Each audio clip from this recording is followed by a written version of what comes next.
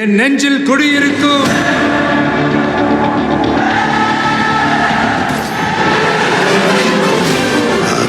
தளபதி. Hello நண்பா, எப்படி இருக்கீங்க? ரீசெண்ட் டேஸாக ஜனநாயகம் படத்துக்கு பெருகும் ஆதரவை எத்தனை பேர் நோட் பண்ணீங்க அப்படின்னு எனக்கு தெரியல. ஆனால் நான் நோட் பண்ணியிருக்கேன். ஜென்ரலாக பொதுமக்கள் ஆதரவு, பல அரசியல்வாதிகள் ஆதரவு, முக்கியமாக ராகுல் காந்தியோட ஆதரவு, இதெல்லாம் வந்து பார்த்துருப்போம். பட் நடிகர்களோட ஆதரவு எங்கேயா போச்சு அப்படின்னு கேட்கும்போது பல நடிகர்கள் வந்து போட்டி போட்டுக்கொண்டு இன்றைக்கி வந்து ஆதரவு கொடுத்துட்ருக்காங்க.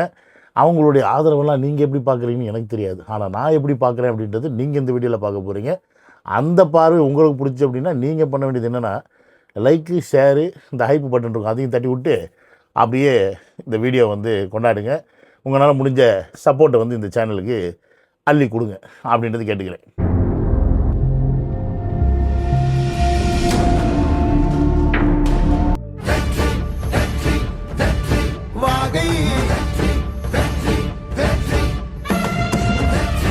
Welcome to Vijay stock and welcome to another video.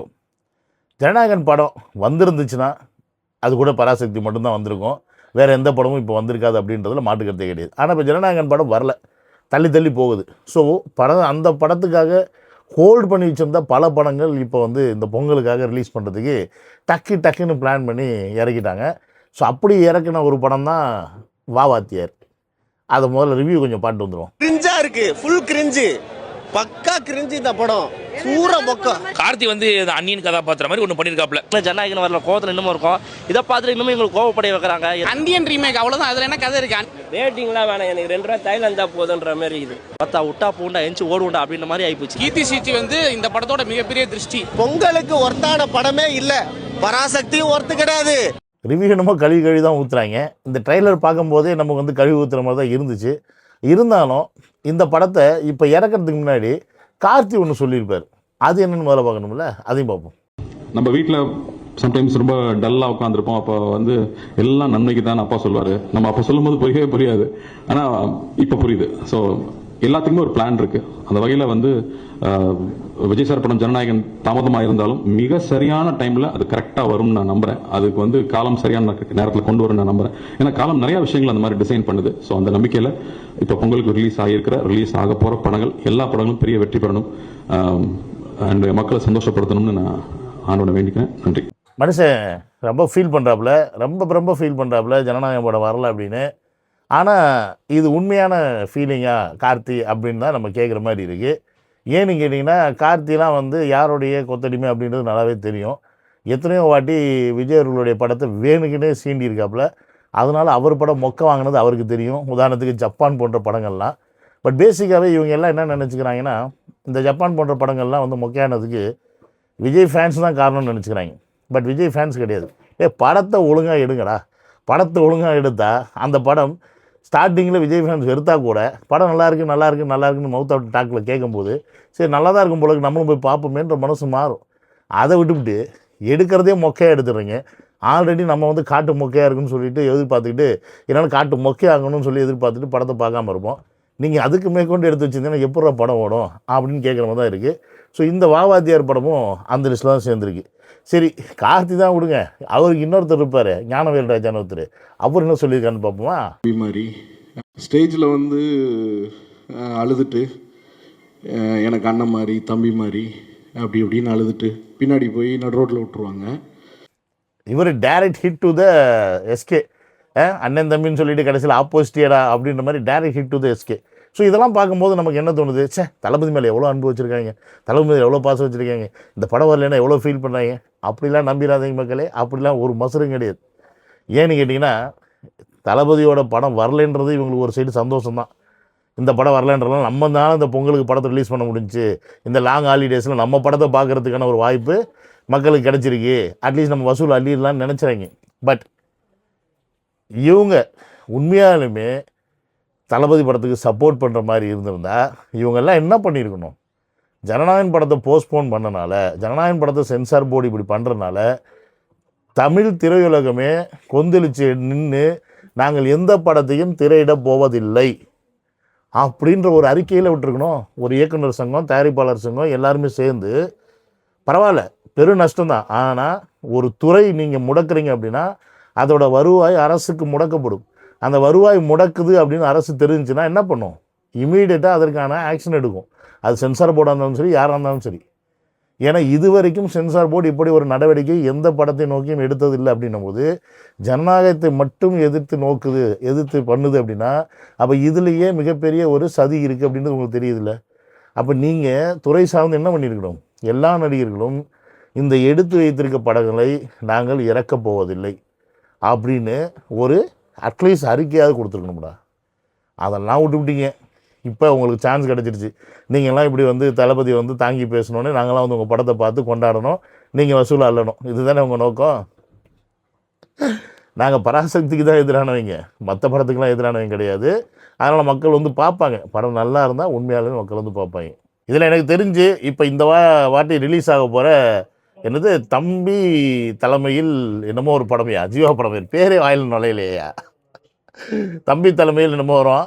அவருடைய படம் ஜீவா படம் வந்து ஓடுறதுக்கான வாய்ப்பு இருக்குன்னு நான் நினைக்கிறேன். ஏன்னு கேட்டிங்கன்னா ஃபுல் அண்ட் ஃபுல் அது வந்து ஒரு மலையாள படத்தோட ரீமேக் அப்படின்ற மாதிரி தான் இங்கே வந்து சொல்லியிருக்காங்க. அந்த படமும் வந்து மலையாளத்தில் ஹிட் ஆச்சு அப்படின்ற மாதிரி சொல்கிறாப்புல.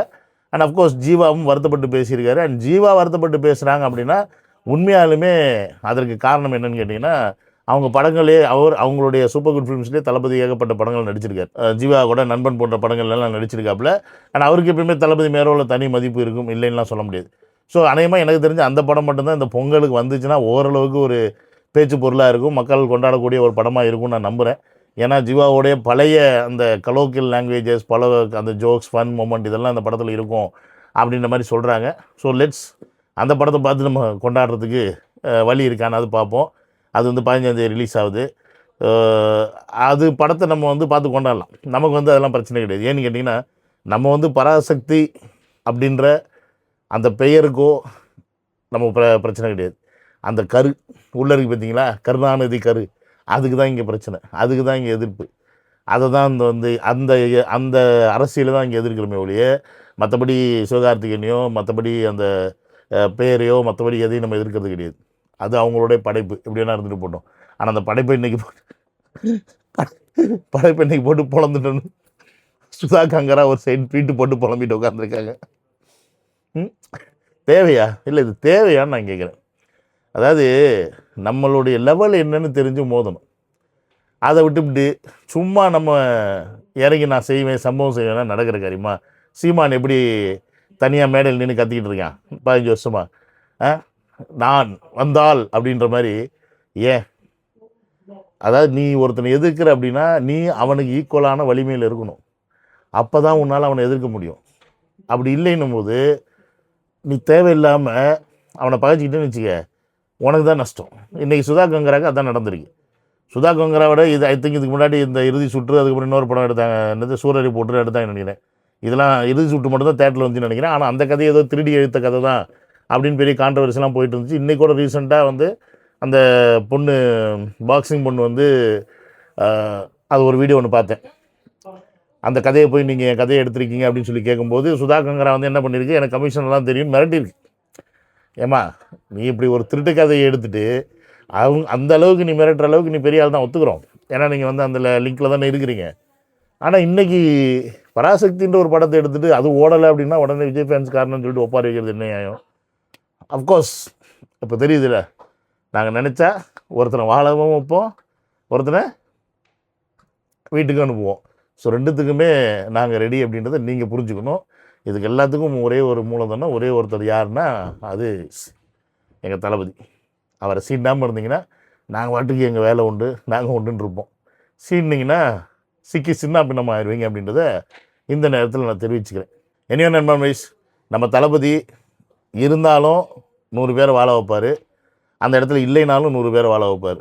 உங்களுக்கு புரியலைன்னா படம் ரிலீஸ் ஆகிருந்தாலும் அவருடைய அந்த படத்துக்கு வரக்கூடிய பிஸ்னஸ், அந்த படத்துக்கு வரக்கூடிய வருமானம், அதனால பல பேர் பல 1000 பேர் வாழ்ந்துருப்பாங்க. சப்போஸ் இப்போ அவர் வரல, இன்றைக்கி வெயிட்டிங்கில் இருந்த இந்த குட்டி படங்கள்லாம் வந்து இந்நேரம் வேறு நாட்களில் ரிலீஸ் ஆகிருந்தால் இந்த படத்தோட நிலைமை என்ன அப்படின்னு நமக்கு தெரிஞ்சிருக்காது. இப்போ வரக்கூடிய இந்த ஆடியன்ஸ்லாம் வருவாங்களாம் நமக்கு தெரிஞ்சிருக்காது. ஸோ அவங்களுடைய படத்தையும் இந்த இடத்துல ரிலீஸ் பண்ண வச்சு அவங்களுக்கும் ஒரு வாழ்வாதாரத்தை கொடுத்துருக்காரு அப்படின்றத இந்த நேரத்தில் நான் சொல்லிக்கிறேன். அதனால் இந்த சினிமா துறையில் இருக்க ஹீரோஸ் உங்கள் எல்லாருக்கும் நான் ஒன்று சொல்லிக்கிறேன், தமிழ் இண்டஸ்ட்ரியை ஒரு இடத்துக்கு எடுத்துகிட்டு போய் செட் பண்ணவர் தளபதி. தமிழ் இண்டஸ்ட்ரினா அண்ணாந்து பார்க்க வச்ச ஒரு தளபதி. தமிழ் இண்டஸ்ட்ரியில் இப்படி ஒரு ஹீரோவாக, இப்படி ஒரு மக்கள் விரும்பக்கூடிய ஒரு ஹீரோவாக ஒரு இடத்துல வந்து உட்காந்துருக்கிறது தளபதி. இப்படி எல்லாத்துக்கும் சொந்தக்காரராக இருக்கக்கூடிய ஒருத்தரை நீங்கள் எல்லாம் தனியாக தவிக்க விட்டீங்கன்னு வச்சுக்கிங்க, அவருக்கு கவலை இல்லை. ஏன்னா நாங்கள்லாம் கூட இருக்கிறோம். ஆனால் கவலை எல்லாம் உங்களுக்குன்றதை நீங்கள் மறந்துடாதீங்கடா. இதை மட்டும் நான் உங்கள்கிட்ட ஃபைனலாக சொல்லிக்கிறேன். நாங்கள் இல்லைன்னா நீங்கள் இல்லை. அது உங்களுக்கு புரியுதா? விச் மீன்ஸ் பப்ளிக் இல்லை, நாங்கள் படம் பார்க்க ஆசைப்படலை அப்படின்னா ஹீரோ அப்படின்றவருக்கு அங்கே வேலை இல்லை அப்படின்றத நீங்கள் புரிஞ்சுக்கிங்க. ஸோ நீங்கள் ஹீரோவாக இருக்கணுமா இல்லை ஜீரோவாக இருக்கணுமான்னு நாங்கள் தான் டிசைட் பண்ணோம். அந்த நாங்கன்றது நீங்கள் எப்படி தளபதியை ட்ரீட் பண்ணுறீங்களோ அதை பொறுத்து தான் இருக்கும் அப்படின்றத இந்த வீடியோ மூலிமா உங்களுக்கு வார்னிங்காக ஸ்ட்ராங்காக சொல்லிக்கிறேன். அதை பொங்கலுக்கு சொல்லிக்கிறேன் அப்படின்னு சொல்லிவிட்டு இந்த முடிச்சுக்கிறேன். See you on another video. Take care. Bye.